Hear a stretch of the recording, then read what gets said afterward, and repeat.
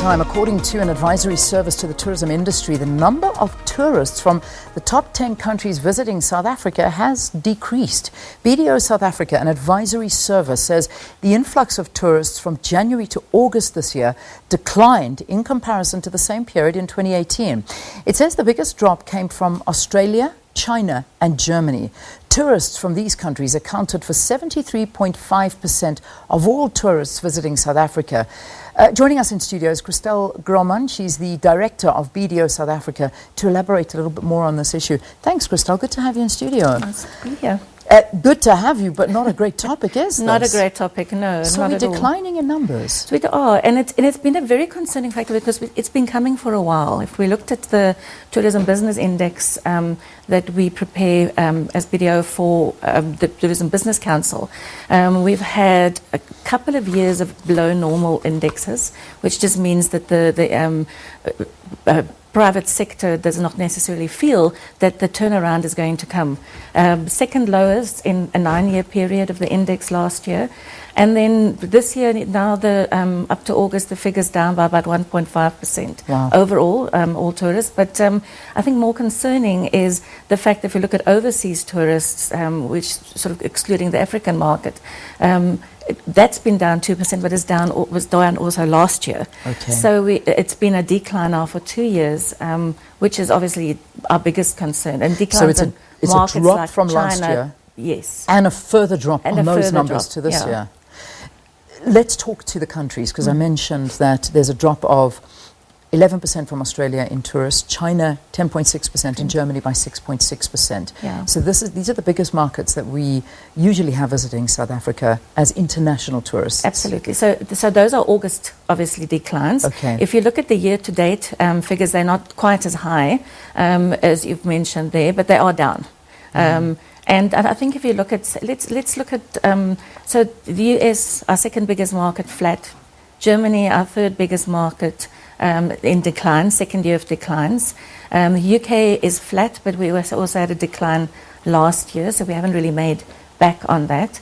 We maybe hope that with the Sussex's recent visit, there may be a little bit of an up beat for tourism from the UK, but it is concerning, and it's many markets. It's not just one market. In the markets where we have had gains, Italy, Brazil, etc., they're very small markets. It's good for diversification. We need to have a more diversified international tourism industry, and not so be so dependent on Germany, UK, our old tourism markets. So that's good, but the markets are still small, so they need quite significant growth, and we need. But we need to maintain our big visiting nations. Absolutely. Let's talk about reasons. I mean, what are we attributing this to? I think, unfortunately, it's multiple. It's not just one reason. If we could put it down to saying, you know what, global tourism is declining, so therefore the declines in South Africa makes sense. Unfortunately, it's not. Global's growing, Africa tourism is growing, South Africa is declined for 2 years. So it's actually homegrown issues. It's not necessarily in issues in the source markets that is affecting us. So we're talking about the visa regulations, the unabridged birth certificates, which has been a major issue now for the four years that the industry has been fighting against, trying to rectify that. So we've had news that it's going to be lightened, and the unabridged birth certificates is going to be taken away. But it's not yet there. It's not on the website there of Home Affairs yet, which means it doesn't go through to IATA yet, and the airline companies don't know yet. So that is one of the reasons. Uncertainty around that, and that is a big reason.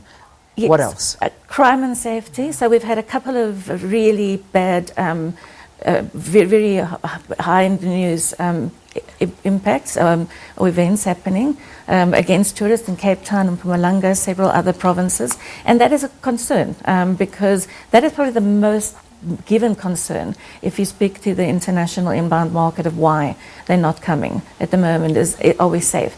On top of that, obviously with the xenophobia attacks, etc., also makes them feel unsafe. Even if it wasn't directed at them in a country, I think we so often forget how many Africans live in America, in Europe, etc. So where our big markets are coming from, and therefore, they obviously speak amongst themselves, and they just don't feel comfortable in coming to the destination. They don't feel that they can stay safe. I mean, we're looking at your likes of Australia, China, but obviously regional tourism. How are we looking there? I mean, is that also impacted? So Lesotho's down. Mozambique is not down, but Lesotho is definitely down. And then if we look at the African tourists, what I think concerns us more than just the general decline is the fact that the African air arrivals are down by double digits, 16%. And these are the highest spending African tourists. Now, I was at an Africa Tourism Leadership Forum event in August, for which we had about 1,000 delegates booked. 600 of which came from other African countries and overseas. And we had 300 delegates that couldn't arrive, that had booked because they couldn't get visas.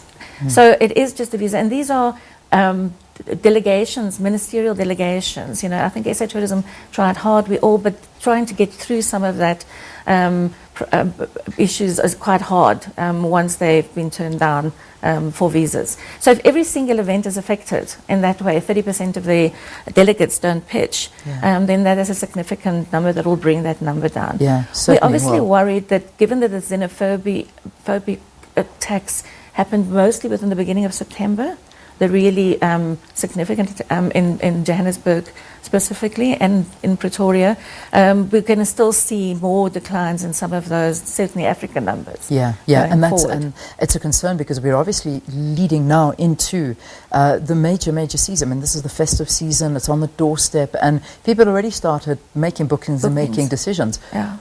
I suppose it's a hard question to ask, but where are we losing these tourists to? Is there another African destination that they're saying, we would much rather go here? You know, it looks safer, we can get the same value there. I mean, we've got a currency that's welcoming to the world. We should be basking in this, but as you say, internal issues are scaring people away. So who are we losing them to? So interestingly enough, North Africa, so Egypt, etc., they've been gaining.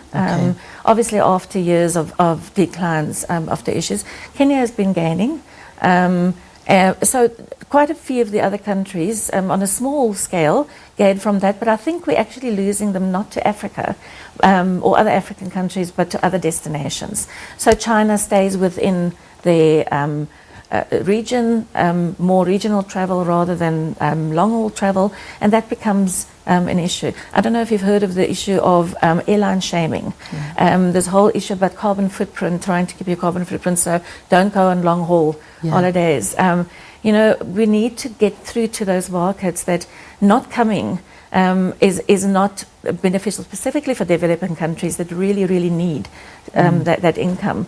And South Africa still needs it. You know, President Ramaphosa gave us a really audacious goal in the SONA this year of 21 million tourists by 2030. So it's doubling where we were at the beginning of this year at SONA.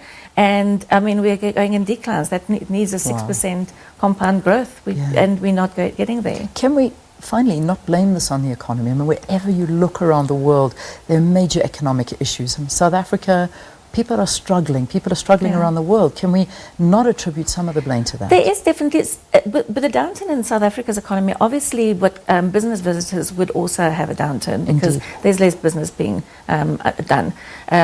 Certainly that has an impact. I think there is an impact also on the business tourism, so meetings, etc. So some meetings not taking place, or they may be pushing them out and having them every 3 years, where they had them every 2 years, particularly big corporates, if they move around globally.